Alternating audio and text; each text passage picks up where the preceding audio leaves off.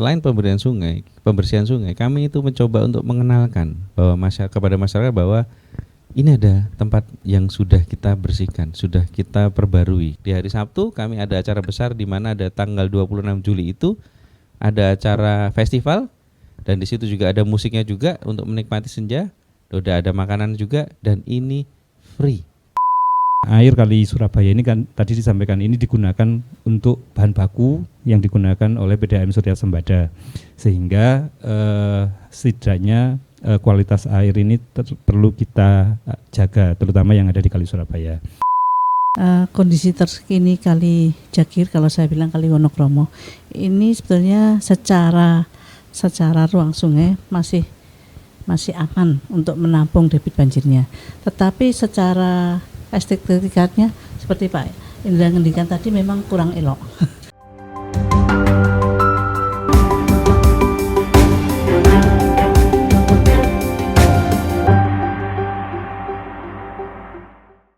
Jagir, sungai yang kita panggil rumah. Di balik gemericik air yang mengalir tenang, tersimpan kisah masa kecil yang tak pernah hilang. Sumber kehidupan, napas yang memberi daya, terdapat jiwa-jiwa menggantungkan asa. Jagir bukan sekedar sungai yang melintas. Ia saksi tumbuhnya cinta, usaha yang tak terbatas. Di tepinya, keluarga merajut harapan. Waktu memang berlalu, kenangan pun bertahan. Namun, tak selamanya air membawa bahagia. Ia kini menampung luka, sunyi, dan derita. Limbah dan sampah menutup cermin jernihnya, menenggelamkan cerita yang nyaris terlupa. Tapi harapan belum mati, masih ada nyala. Di tangan kita, perubahan bisa bermula.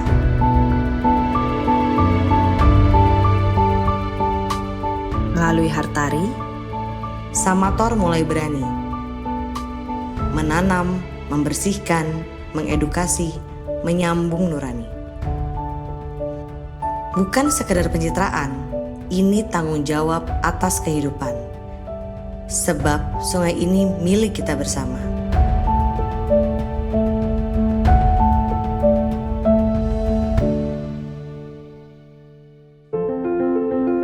Ia hanya tahu siapa yang peduli, siapa yang hadir, meski dalam sunyi. Maka itulah, mari berbagi dalam donasi, kolaborasi, atau sekedar energi. Satu tetes dukungan, satu denyut harapan untuk sungai yang kembali dalam kehidupan, untuk lingkungan yang kembali bernyanyi, dan masa depan yang tak lagi sunyi. Karena perubahan tak bisa sendiri berjalan, butuh tangan-tangan dan hati yang menyalakan. Ini bukan cuma tentang air yang mengalir, tapi warisan hidup yang ingin kita takdir. Mari jadi bagian dari cerita ini, tentang Jagir yang berseri kembali, tentang harapan yang tumbuh di setiap aliran, tentang bumi yang kembali dalam pelukan. Jagir Lestari. Ini merupakan bentuk nyata bahwa ketika kita bersatu, mimpi kota yang lebih hijau dan sehat dapat menjadi kenyataan. Namun, perjuangan kita belum selesai. Jogging track ini baru langkah awal. Kita masih membutuhkan dukungan lebih banyak untuk menyempurnakan proyek Jagir. Saya mengajak para sponsor, mitra swasta, dan pemangku kepentingan, mari berkolaborasi. Kembangkan proyek ini ke tahap berikutnya. Surabaya hebat, Surabaya sehat, Surabaya hijau dan lestari.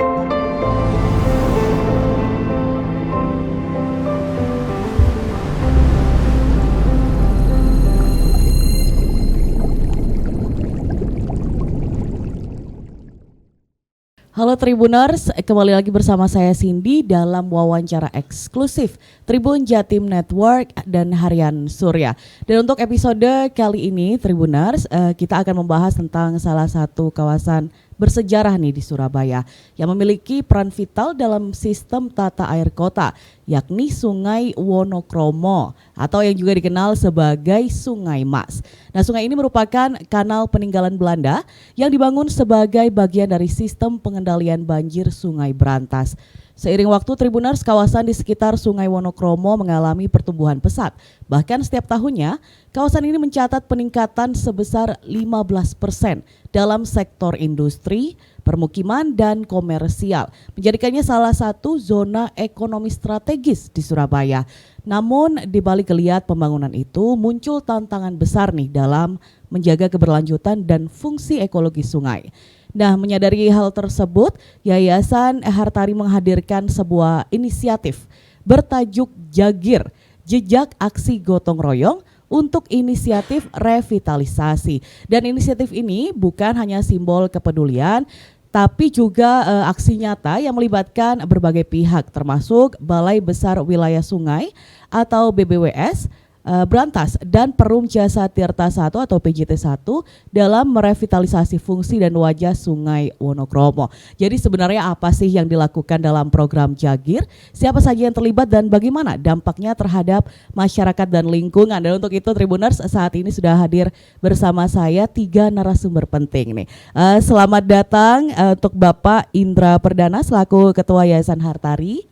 Kemudian selamat datang juga untuk Ibu Sri Hardini Suprapti atau Bu Dini selaku Kepala Bidang Pelaksanaan Jaringan Sumber Air BBWS Brantas, dan juga Bapak Agung Nugroho Dwi Prasetyo selaku Kepala Divisi Jasa Air dan Sumber Air Wilayah Sungai Brantas, Perum Jasa Tirta 1. Baik, kita akan memulai podcast wawancara eksklusif hari ini dari sumber inisiatifnya nih, yaitu dari Yayasan Hartari yang menjadi penggagas program Jagir nih. Pak Indra, sebenarnya seperti apa sih Pak gambaran program revitalisasi ini? Untuk sekarang itu sudah sampai mana dan tujuannya itu apa sih Pak?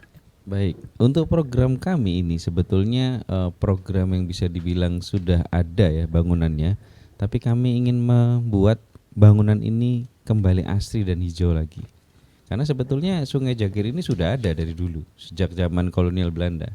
Tetapi semakin ke sini seperti tadi pertumbuhan banyak orang, 15% tadi, membuat sungai ini menjadi tidak bersih kembali. Sudah banyak industri, sudah banyak manusia yang ada di sekitarnya. Sungai ini menjadi kurang elok untuk dilihat dan kurang bersih. Nah, maka itu kami membuat sebuah program Jagir. Program ini yaitu membangun semua yang ada di bantaran sungai itu dipercantik kembali, diperluas dan juga dibuat sebagai aktivitas zona hijau baru. Karena di Surabaya ini zona hijau baru yang di bantaran sungai cuma ada Kalimas saja. Sedangkan yang di Jagir atau wilayah timur ini masih belum banyak. Dan ini bisa, kalau ini sudah selesai, bisa panjang hampir 6-7 kilometeran. Tujuannya Pak itu untuk membuat zona hijau baru nih di Surabaya. Nah, kemudian ini kan lokasinya menarik sekali Pak, di pinggir sungai. Ini ada tema tersendiri nggak sih? Sebetulnya tema untuk pinggir sungai ini sama ya, kita punya slogan namanya Let River Be River. Biarkan sungai itu menjadi nadi kehidupan. Kenapa sungai ini kita atur kembali, kita hijaukan kembali, agar orang-orang yang di sekitar situ memahami bahwa arti pentingnya sungai. Manusia tidak bisa hidup tanpa air. Disitulah sungai ada, manusia pasti ada di sekitar situ. Kenapa kita ingin manusia datang kembali ke situ? Agar manusia bisa makin peduli. Dengan tema-tema seperti ini kami ingin mengajak orang-orang, ya mungkin anak-anak muda sekarang yang suka dengan senja, bisa menikmati senja di pinggir sungai. Yang dulu sungainya kotor, kemudian rumputnya masih banyak, sampahnya masih banyak, kita edukasi masyarakat untuk tidak buang sampah di sana, membantu merawat di sana, sampai kita buatkan jogging track untuk masyarakat bisa beraktivitas. Ini akan menjadi salah satu tempat estetik baru nih di Betul. Surabaya. Untuk itu Pak, ya kapan dan di mana sih tepatnya kegiatan Jagir ini dilaksanakan? Kegiatan Jagir ini itu sudah kita buat itu di antara jembatan Nginden menuju jembatan Mer. Nah, kita juga kerjasama. Panjang ya Pak ya? Panjang, saat ini masih 200 meter dulu sebagai inisiatif, karena kita ingin mengajak para kolaborator atau perusahaan-perusahaan lain atau mungkin dari kontributor lain untuk bisa join untuk ke kami untuk bisa saling membangun. memperpanjang kembali jogging track tersebut. Karena kami sudah bekerja sama dengan BBWS maupun PJT untuk perizinan, untuk kemudian kita desain teknisnya seperti apa, kita sudah koordinasi sampai kita berhasil membangun jogging track ini yang mana nanti bisa diperpanjang lebih dari 200 meter dari yang sekarang sudah dibangun. Untuk kemudian itu kita mencoba mengenalkan kepada masyarakat. Bagaimana kita mengenal ke masyarakat? Kita kerjasama dengan salah satu perusahaan yang membuat pre-event dan main event. Pre-event ini kita akan mulai di kemarin, sudah mulai. Terus kemudian hari ini juga ada mulai. Pre-event ini berisi tentang bagaimana aktivitas masyarakat di sana, seperti ada medical check up, mini medical check up, kemudian dari ada lomba mewarnai. Hari ini pun ada zumba, kemudian ada seni tari, bahkan nanti malam bagi teman-teman yang ingin menikmati senja, itu kita sediakan musik dari jam 6 sampai jam 7 untuk menikmati senja yang datang.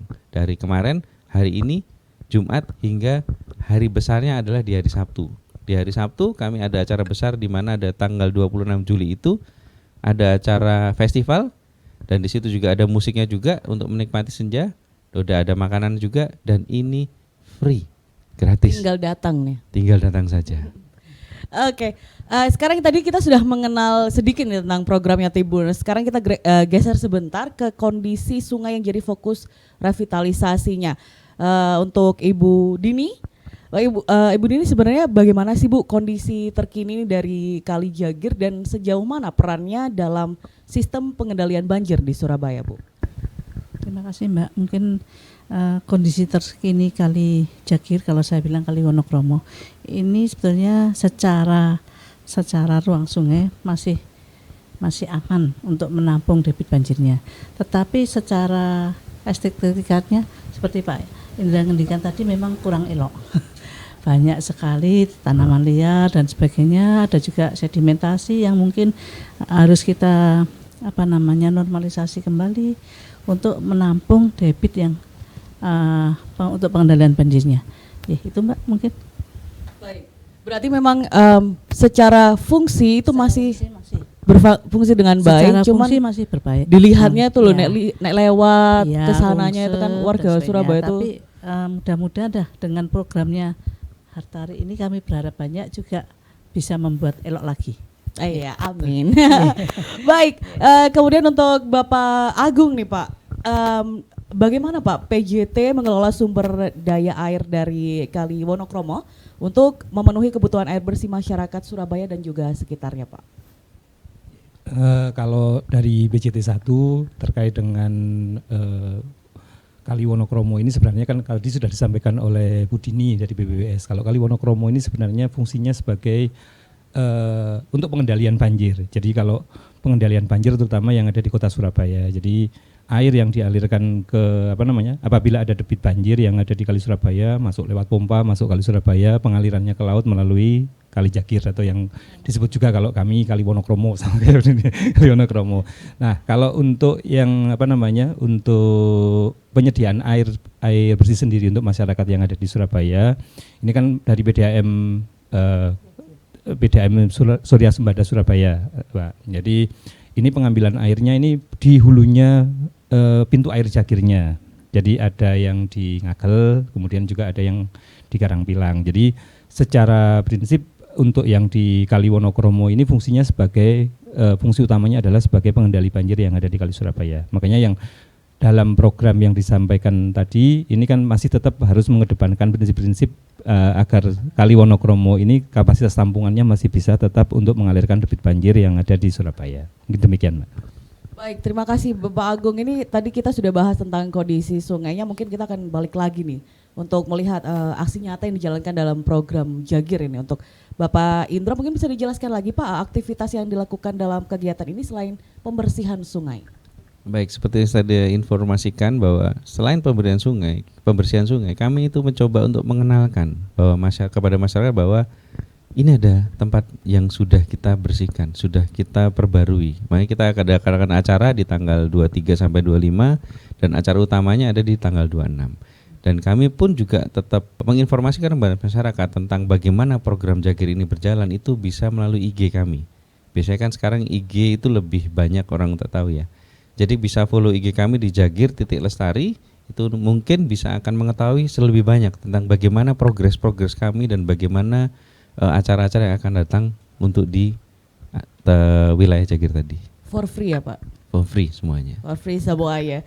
Oke, kemudian untuk peserta yang ikut serta itu berapa banyak Pak? Dan apakah mereka itu berasal dari internal perusahaan, masyarakat umum, atau ada kolaborator lain?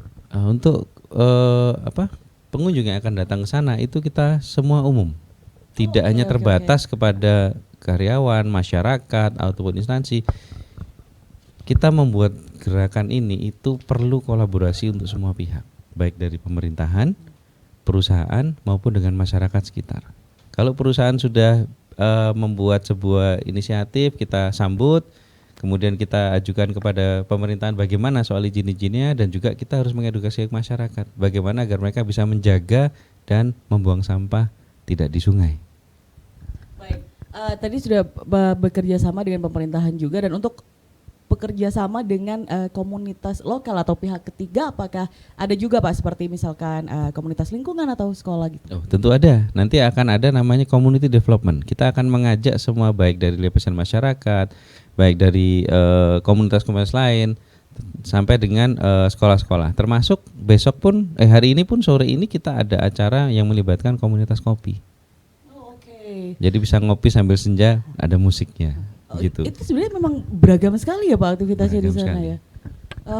Oke. Jadi kalau saya tadi konklusikan sedikit nih Pak dari yang tadi kita omongkan, nantinya Surabaya akan mempunyai ruang hijau baru. Nah, sebelum itu kalian juga punya tempat wisata gratis, bisa ngopi senja, bisa ngumpul-ngumpul bareng di sana ya Pak ya, for free.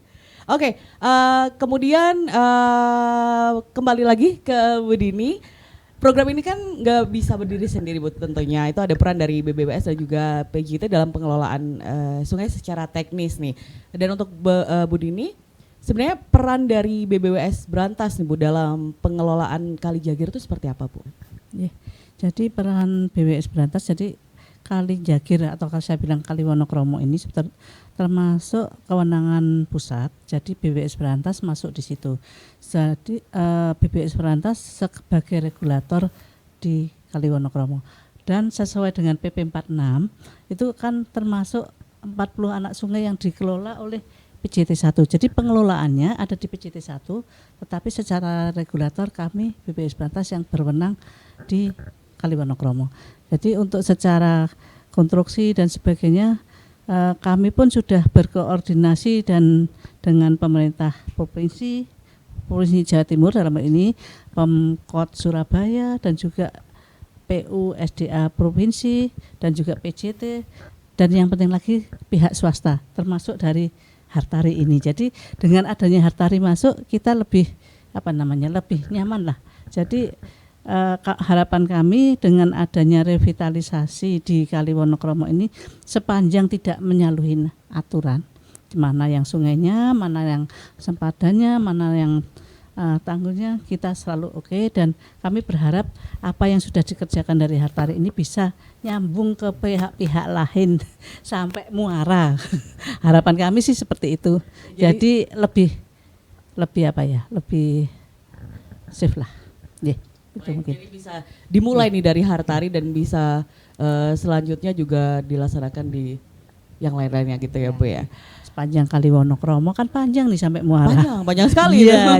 Itu siapa tahu nyambung ke pihak-pihak lain di sepanjang Kali Wonokromo itu. Ya, dan juga kalau tadi sampai nyambung panjang itu kita buat jogging track. Orang kalau mau lari itu bisa lebih panjang dan lebih suka kalau mau lari. Nggak perlu, lebih sehat dan aman juga. Kalau orang kan sekarang lari di jalan ya, banyak jogging sendiri, ada motor lewat-lewat. Kalau kita sediakan tempat situ, dia bisa berlari sampai 5 km, 6 km sepanjang sungai itu akan lebih aman buat mereka. Dan terbayang sih Pak ya, view-nya nanti bakal bagus dan view senja sekali. Iya, aduh. Nggak sabar nih kayaknya ya.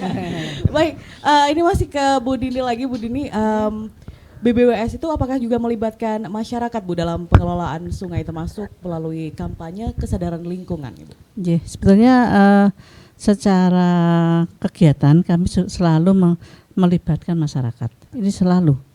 Jangan sampai kita kerja nggak melibatkan masyarakat, bisa-bisa kita di demo nanti. Ya, jadi kami juga bekerja sama, terutama yang di bawah pengelolaan PJT 1, itu termasuk Kali Wonokromo kan ada 40 anak sungai yang dikelola PJT 1. Ini sudah selalu melibatkan masyarakat dan perusahaan-perusahaan yang di sekitar. Yeah. Baik, terima kasih Bu Dini. Kemudian ini nanti ke Pak Agung. Pak Agung menunggu ini sebenarnya.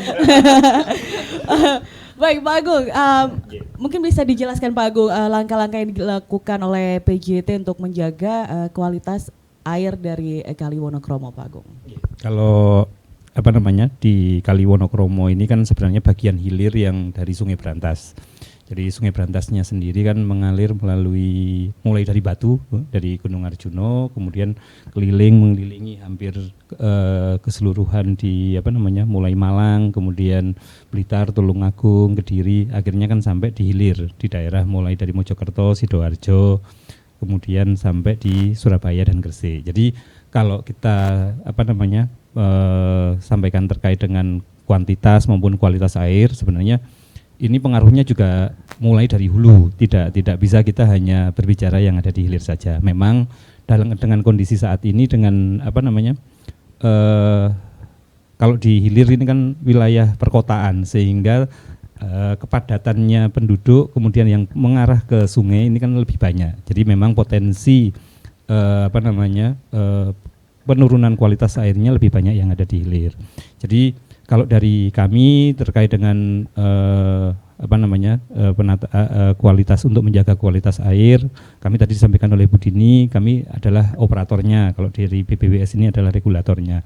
Nah, untuk mendukung tugas-tugas kami terkait dengan kualitas air, karena memang air Kali Surabaya ini kan tadi disampaikan ini digunakan untuk bahan baku yang digunakan oleh PDAM Surya Sembada, sehingga setidaknya kualitas air ini perlu kita jaga, terutama yang ada di Kali Surabaya. Nah, untuk program-program yang kami gunakan untuk pengelolaan kualitas air ini, di sepanjang Kali Surabaya ini kan banyak industri yang ada juga di sepanjang Kali Surabaya, sehingga di kami ada kegiatan pemantauan kualitas air. Ini ada kurang lebih 8 titik di sepanjang di Kali Surabaya.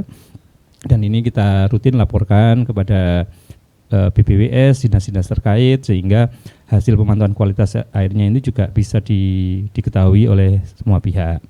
Kemudian untuk menjaga kualitas air ini yang memang di Surabaya ini kami ada istilahnya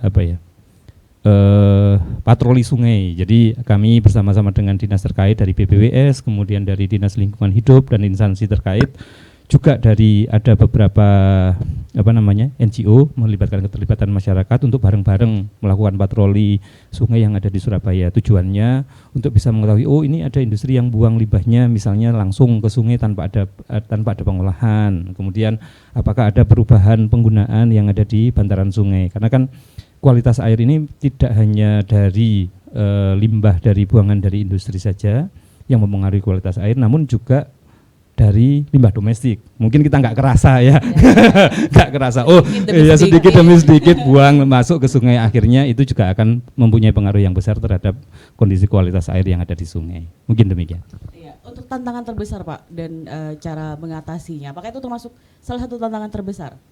Kalau terkait dengan kualitas air, iya. Karena kan tadi yang disampaikan Pak Indra aja, jadi kan dengan adanya ruang terbuka hijau yang ada di program dari Hartari ini, misalnya di Kali Wonokromo, harapannya kan ini juga ada yang sudah ada yang ada di Kalimas, sehingga dengan ada ruang hijau seperti ini kan bisa mengurangi potensi masyarakat yang membuang sampah sembarangan gitu ya Pak ya, membuang sampah sembarangan yang langsung ke sungai. Apalagi nanti juga bisa ditambahkan dengan edukasi kepada masyarakat agar bisa memilah dan mengurangi sampah sehingga itu tidak masuk ke sungai. Baik, terima kasih Pak Agung. Dan ini kembali lagi ke program yang super exciting sekali nih Pak Indra. Mungkin bisa dijelaskan Pak tantangan terbesar nih Pak dalam pelaksanaan kegiatan Jagir ini?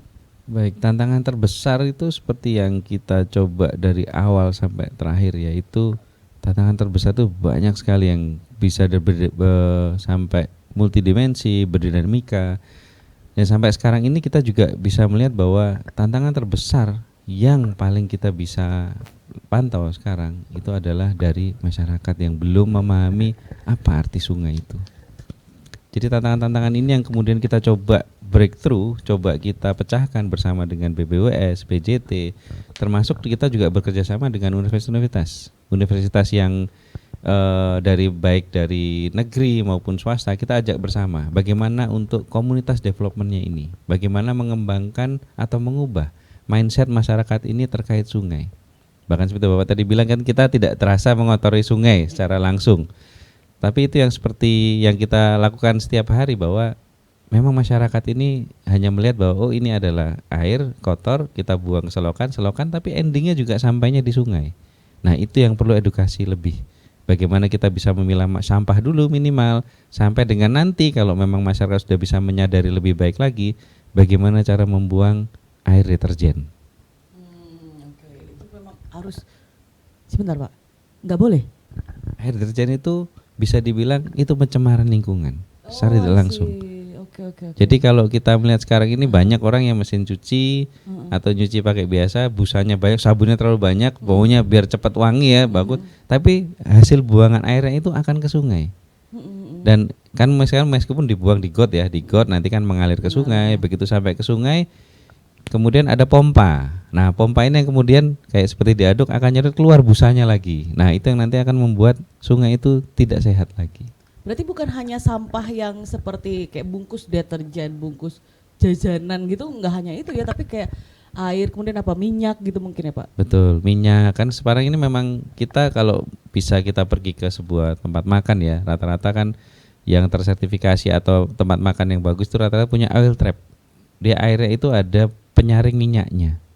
Nah kalau kita rumah tangga itu biasanya habis masak ya buang aja di di mana? Kalau nggak di selokan tempat cuci. Nah itu kemudian kan langsung masuk sungai sebenarnya, masuk got, terakhirnya di sungai.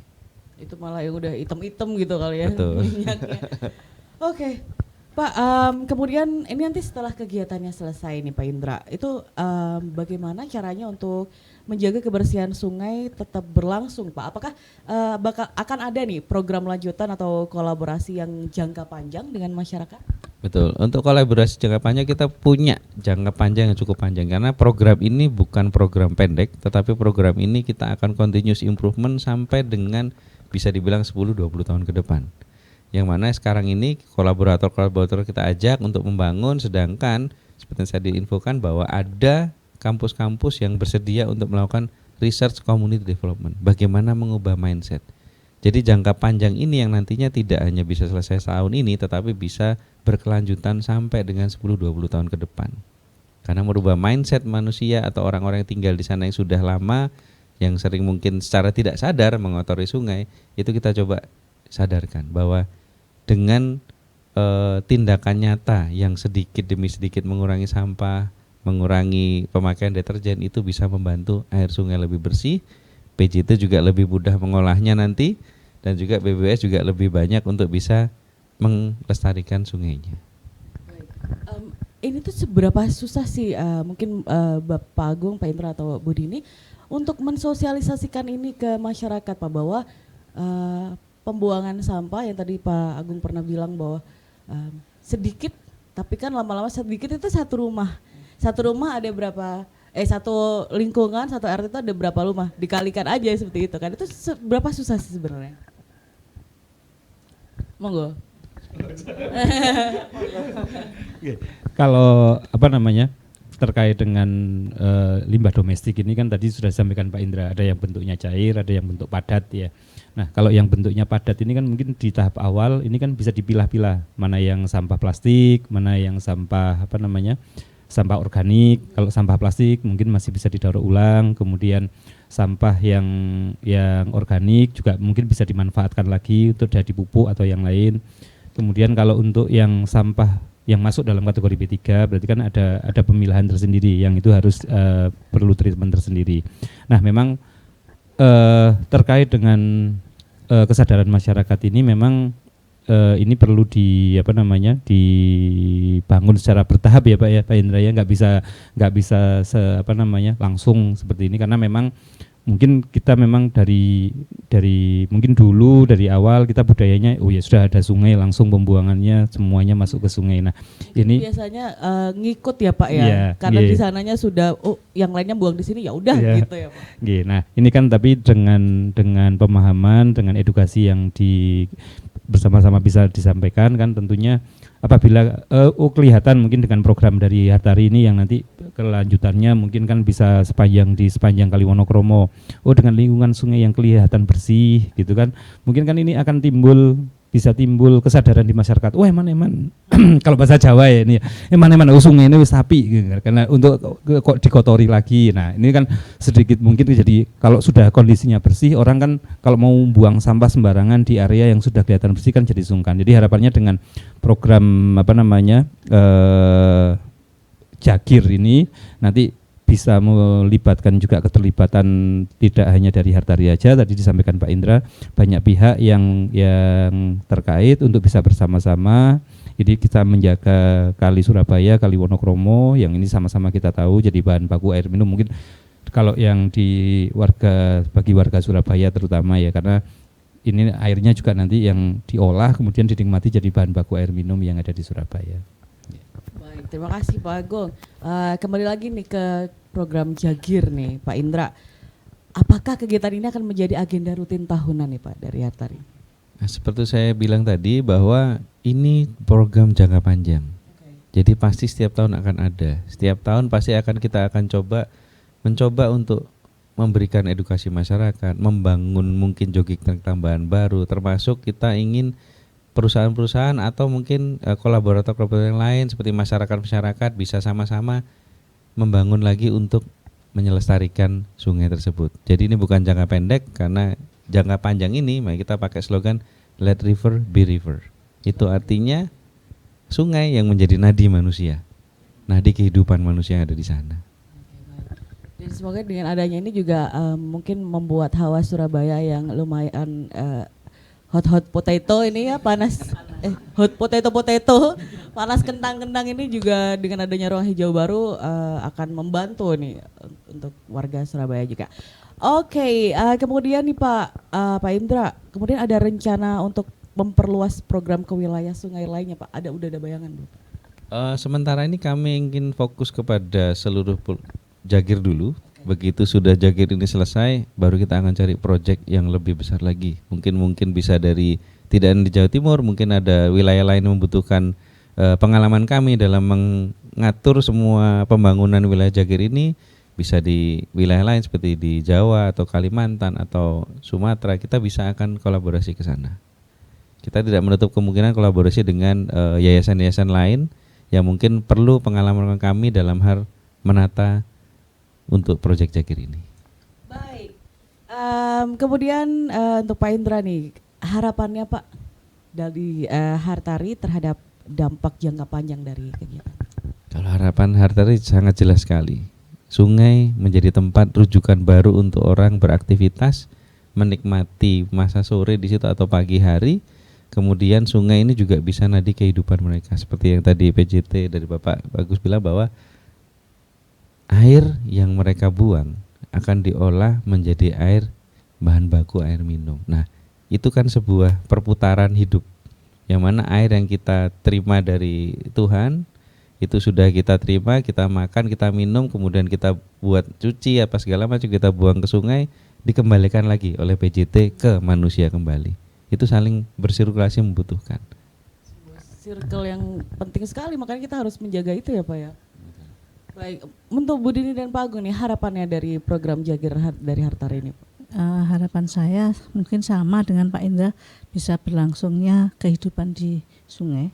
Jadi sungai ini bisa membuat manfaat untuk jangka panjangnya, karena banyak sekali masyarakat yang sangat membutuhkan dengan adanya Sungai Wonokromo ini. Untuk Pak Agung, monggo. Ya, kalau dari kami tentunya dengan program Hartari ini kan ini melibatkan keterlibatan dari pihak swasta ya, dalam turut berperan serta dalam pengelolaan untuk menghijaukan lah, membuat sungainya kembali agar bisa kembali tadi seperti yang Pak Indra berfungsi sebagai ya sungai yang bisa merupakan urat nadi bagi masyarakat. Nah, ini tentunya hal-hal seperti ini kan sangat penting mungkin bagi kami. Program-program seperti ini kan mungkin akan nanti bisa menggugah gitu ya Pak Indra ya, pihak-pihak lain dari pihak swasta yang lain mungkin yang mempunyai program yang mendukung sungai ini mungkin bisa menjadi salah satu percontohan gitu Pak Indra ya, yang untuk bisa program ini, karena dengan program ini kan tentunya bisa menghidupkan kembali sungai tentunya, yang ini menjadi urat nadi bagi masyarakat. Di satu sisi sungainya ini juga digunakan sebagai pengendalian banjir, di satu sisi ini juga nanti sungainya menjadi bahan baku yang digunakan akan diolah untuk kebutuhan air minum masyarakat. Saya kira itu. Baik. Dan ini untuk pesan terakhir nih Pak Indra, Bu Dini dan juga Pak Agung untuk masyarakat agar ikut menjaga sungai ya di lingkungan mereka sendiri. Monggo Pak Indra mungkin. Kalau saya mencoba untuk pertama mengurangi deterjen. Untuk limbah cairnya kurangi deterjen kepada ibu-ibu yang di rumah yang mungkin mencuci atau semua itu tolong dikurangi deterjennya. Banyak busa bukan berarti bersih. Banyak busa bisa jadi itu polusi untuk sungainya yang akan datang. Termasuk tadi dari Bapak Agung juga sudah menyampaikan bahwa perlu adanya pemilahan sampah domestik atau sampah yang mungkin makanan, kemudian sampah plastik, itu sampah kertas itu sudah bisa dipisah dari rumah. Kenapa seperti itu? Agar memudahkan mana yang bisa diolah, mana yang langsung bisa dijadikan pupuk untuk kebutuhan yang lainnya. Itu bisa dimulai dari diri sendiri ya Pak ya, dari startnya, mungkin dari artinya belum ada program yang semoga secepatnya ada. Cuman kalau misalkan belum ada bisa dari diri sendiri dulu, rumah tangganya dulu yang dipilah-pilah seperti itu ya. Betul. Pak ya. Baik, untuk dari Ibu Dini mungkin. Kalau dari saya berharap masyarakat itu merasa memiliki sungai. Jadi sungai ini milik kita semua. Jadi kita bisa menjaga keberlangsungan atas manfaat sungai. Itu aja. Jadi kita merasa memiliki. Kan? Dengan kita merasa memiliki, kita juga ikut menjaga. Karena ini juga punyaku gitu ya Bu ya. Oke. Baik, terima kasih Bu Dini untuk dari Pak Agung nih. Saya bagian terakhir sudah sampaikan Bu Dini sama Pak Indra ini. Gimana ya gini ya? Jadi kalau dari kami, kalau terkait dengan pesan terakhir ini, kalau untuk tadi sebenarnya sama dengan yang disampaikan oleh Bu Dini. Ini masyarakat merasa memiliki sungai. Jadi kalau sudah merasa memiliki, bersama-sama akan menjaga yang dimiliki, kemudian tidak mengotori atau mencemari atas sungai tersebut, sehingga karena ini sudah merasa menjadi bagian dari yang kita miliki. Nah, tentunya hal-hal tersebut ini bisa dimulai dari pribadi kita masing-masing. Kalau masing-masing kita memulai, yang kita mulai dari diri kita sendiri. Karena kalau nunggu yang lain kan mungkin yang lain juga tidak seperti itu. Nah, ini yang akan susah. Jadi masing-masing kita mulai dari diri kita sendiri. Tentunya apabila kita masing-masing sudah melakukan hal tersebut, itu bisa menjadi contoh mungkin bagi masyarakat yang lain untuk bisa bersama-sama menjaga sungai kita agar bisa tetap lestari. Baik, terima kasih banyak untuk Pak Indra, Bu Dini dan juga Pak Agung. Ini satu program Jagir yang saya pribadi sebagai warga Surabaya sangat excited Pak mendengarnya. Satu ruang hijau baru yang bisa menjadikan tempat berkumpulnya para warga Surabaya, bukan hanya Surabaya tapi Sidoarjo dan sekitarnya lah, itu bisa dijadikan tempat baru. Betul, yang bisa banyak aktivitas di sana yang bisa dilakukan, dari jogging, kemudian apa lagi Pak, bermain mungkin ya, bermain bisa bersama keluarga, dan semoga lancar ke depannya dan akan bermanfaat untuk kita semua. Baik, sekali lagi terima kasih banyak sudah mampir di studio kami, dan Tribuners, sampai jumpa lagi di episode wawancara eksklusif selanjutnya, tetap di Tribun Jatim Network Harian Surya. Download Tribun X sekarang, menghadirkan lokal menjadi Indonesia.